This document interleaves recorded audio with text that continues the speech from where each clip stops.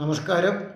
ഞാനിന്ന് പറയാൻ ഉദ്ദേശിക്കുന്ന മതവും മതാചാരങ്ങളും ബലിതർപ്പണത്തെ പറ്റിയിട്ടാണ് ഞാനിന്ന് പറയാനായിട്ട് ഉദ്ദേശിക്കുന്നത്. ബലിതർപ്പണം എന്ന് പറഞ്ഞു കഴിഞ്ഞാൽ മരിച്ചവരോടുള്ള നമുക്കുള്ള ഏറ്റവും വലിയൊരു കടപ്പാടാണ്. അത് നമ്മൾ നിർവഹിക്കുക തന്നെ വേണം. അത് അവരവർ തന്നെ ചെയ്യുകയും വേണം.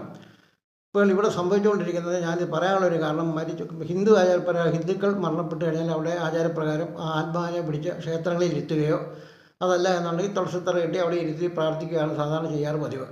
അപ്പോൾ അതിന് പറയുന്ന രീതി എന്താണെന്ന് വെച്ചാൽ, ഈ പിതൃക്കളെ സ്വസ്ഥമായിട്ടിരിക്കാനും അവർക്ക് ബുദ്ധിമുട്ടുണ്ടാകാതിരിക്കാനും അവർ അലഞ്ഞിരിഞ്ഞ് നടക്കരുതെന്നൊക്കെയാണ് കണിയാന്മാരും മറ്റുള്ള ആൾക്കാരുമൊക്കെ പറഞ്ഞുകൊണ്ടിരിക്കുന്നത്. അങ്ങനെയാണെന്നുള്ളതിൽ കർക്കിടക മാസം കർത്തവായന് ഇവരെ ഇറങ്ങിപ്പോരുമെന്നാണ് പറയുന്നത്. ഇവരെല്ലാവരുടെയും ആത്മാക്കൾ വീടുകളിൽ വന്ന് അവർ ഭരിച്ച ഭക്ഷണങ്ങൾ കഴിക്കുകയും ബലിതർപ്പണം ചെയ്യുകയും ഇതെല്ലാം സ്വീകരിക്കപ്പെടുകയും ആ കുടുംബത്തിന് ഐശ്വര്യം ഉണ്ടാവുകയും ചെയ്യുമെന്നാണ് ഇവർ പറഞ്ഞു വരുന്നത്. അങ്ങനെയുള്ളതെന്നുള്ളതിൽ ഈ ആത്മാക്കളെ ഇറക്കി വിടുന്നുണ്ടെങ്കിൽ പിന്നീട് ഇവർ ആ ക്ഷേത്രങ്ങളിലേക്ക് അങ്ങനെ ചെന്ന് കയറും. അതല്ലെന്നുള്ളതിൽ ഇവരിറങ്ങിപ്പോരുന്ന ഇവിടെ നിന്നാണ്, തിരിച്ചിവർ എങ്ങോട്ടാണ് പോകുന്നത് അതിവർ പറയുന്നില്ല, ആരും ചോദിക്കാറുമില്ല. അപ്പോൾ ഈ ആത്മാവ് തിരിച്ചു പോകുന്നുണ്ടെങ്കിൽ അതെങ്ങോട്ട് പോകുന്നതെന്നും പറയണം. അതുപോലെ ഇവർ കർമ്മം ചെയ്ത് ഇരുത്തിയിട്ടുണ്ടെങ്കിൽ അതെങ്ങോട്ട് എവിടെ നിന്നാണ് വന്നതെന്നും പോകുന്നതെന്നും ഇവർ കൃത്യമായിട്ട് ഇവർ പറയണം. അത് പറയുന്നില്ല. ഇനി ഒരു തമാശ പറയാം. ഇങ്ങനെയാണ് എന്നുണ്ടെങ്കിൽ ഈ ആത്മാക്കൾ വരുന്നുണ്ട് എങ്കിൽ അത് യമലോകത്ത് നിന്ന് വേണം ഇവർ വരാൻ. അങ്ങനെ യമലോകത്ത് നിന്ന് വരികയാണെന്നുണ്ടെന്ന് വരില്ല.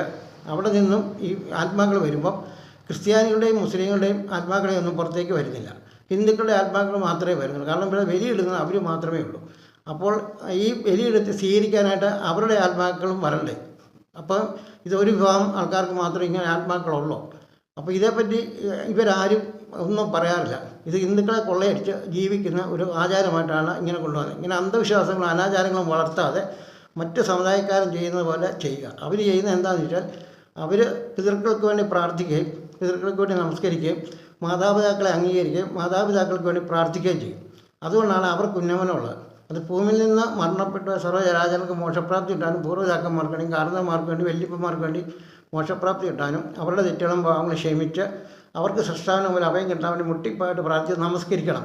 അത് മുസ്ലിങ്ങൾ കൃത്യമായിട്ട് ചെയ്യും. അവർ 5 നേരം നമസ്കരിക്കും. ക്രിസ്ത്യാനികളാണെന്നൊരില്ല, അവർ മുട്ടയെ കുത്തിന്ന് വൈകിട്ട് അവരുടെ കുരിശ് വരയ്ക്കുന്ന സമയം അവർ കൃത്യമായിട്ടും ഈ പൂർവ്വപിതാക്കന്മാർക്ക് വേണ്ടി പ്രാർത്ഥിക്കും. അങ്ങനെ അവരുടെ കാര്യങ്ങൾ അവർ ചെയ്യുകയും ചെയ്യും.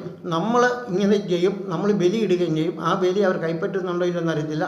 ആചാരവിധി പ്രകാരം വരുമ്പോഴത്തേക്കിന് ഹിന്ദുക്കൾക്ക് ഇതൊരു പരാജയം, മറ്റു സമുദായങ്ങൾക്ക് ഇതൊരു നേട്ടമായിട്ടാണ് എൻ്റെ കാഴ്ചപ്പാടിൽ കാണുന്നത്. അതുകൊണ്ടാണ് ഞാൻ ഇതിപ്പോൾ പറയാനായിട്ട് ഇതൊന്നും ഉദ്ദേശിച്ചത്. പക്ഷേ ഇതിനകത്ത് ഈ ശാസ്ത്രം കണിയന്മാരും ഇവരൊക്കെ പറയുന്നതനുസരിച്ച് ഈ ആത്മാവ് വരുന്നതും ഇവർ പറയുന്നില്ല, പോകുന്നതും പറയുന്നില്ല.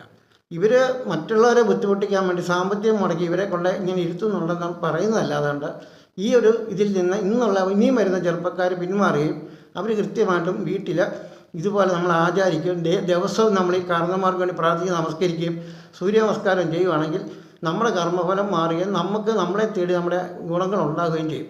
അതിനുവേണ്ടി ഇന്നുള്ള മുഴുവൻ ആൾക്കാരും ആ രീതിയിൽ എന്നും ചെയ്യാൻ പ്രാപ്തരാകുകയും അവരെ പ്രാപ്തരാക്കുകയും ചെയ്യണം. അങ്ങനെ വന്നു കഴിയുമ്പോൾ ഈ നമ്മളെ തേടി നമ്മുടെ ഗുണങ്ങളെല്ലാം വരും. അങ്ങനെയാണ് നമ്മുടെ കർമ്മഫലം മാറ്റം വരുത്താൻ പറ്റും. ഇത് കൃത്യമായിട്ട് നിങ്ങൾ ചെയ്യണമെന്നാണ് എൻ്റെ ഒരു അഭിപ്രായം. അതുപോലെ തന്നെ ഇത് നിങ്ങൾക്ക് ഇഷ്ടപ്പെടുകയാണെങ്കിൽ നിങ്ങളിത് ഷെയർ ചെയ്യാനും നിങ്ങൾ ലൈക്ക് അടിക്കാനും സബ്സ്ക്രൈബ് ചെയ്യാനും മറക്കരുത്. നിങ്ങൾക്ക് ഇഷ്ടമുണ്ടെങ്കിൽ ഇതിങ്ങനെ ചെയ്ത് നിങ്ങൾക്കൊരു ഗുണം ഉണ്ടാകുമെന്നുള്ള 100% ഉറപ്പാണ്. അതുകൊണ്ട് നിങ്ങൾ കൃത്യമായിട്ട് ഇങ്ങനെ ചെയ്യുക. നഷ്ടമൊന്നും വരികയില്ല, നിങ്ങൾക്കിത് ഗുണമായിരിക്കും.